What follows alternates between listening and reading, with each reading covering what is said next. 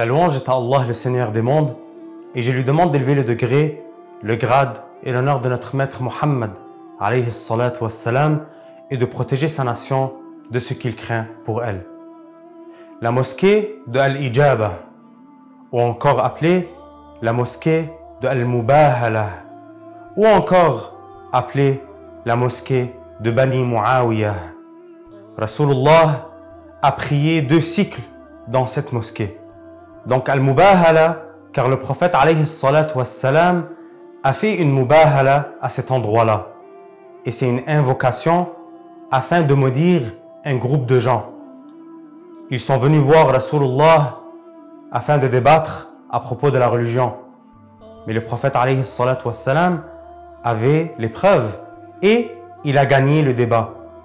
Mais malgré cela, ils n'ont pas cru en lui. Alors Rasulullah leur a donné rendez-vous le lendemain, dans cet endroit-là, pour une mubahala. Et donc, pour faire une invocation, afin de maudire le menteur parmi les 2 parties. Mais bien sûr, Rasulullah est le véridique et l'honnête. Il est celui qui ne ment pas. Et l'autre partie, c'est les menteurs.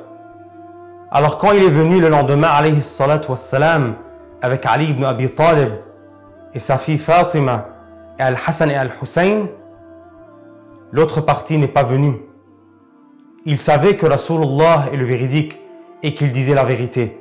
Alors ici est sortie la preuve qu'ils n'ont pas cru en lui par entêtement. Et si on veut parler de l'appellation Al-Ijaba, alors il est dit que Rasulullah a dit aux gens qu'il a demandé à Allah tabaraka wa ta'ala 3 éléments selon une chaîne de narration et 4 éléments selon une autre chaîne de narration. Alors Allah tabaraka wa ta'ala n'a pas accordé une chose à Rasulullah. Alors ici, le prophète Muhammad alayhi salatu wassalam, il a appris aux gens que la volonté de Allah tabaraka wa ta'ala ne change pas. Ce que Allah a voulu va se passer. Ce que Allah a prédestiné va se passer. La volonté de Allah tabaraka wa ta'ala ne change pas.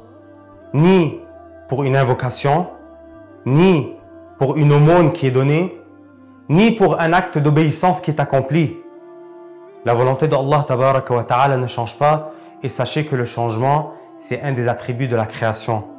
Donc même durant ce moment-là, le prophète alayhi salatu wassalam enseigne aux gens la science de l'unicité, at-tawhid.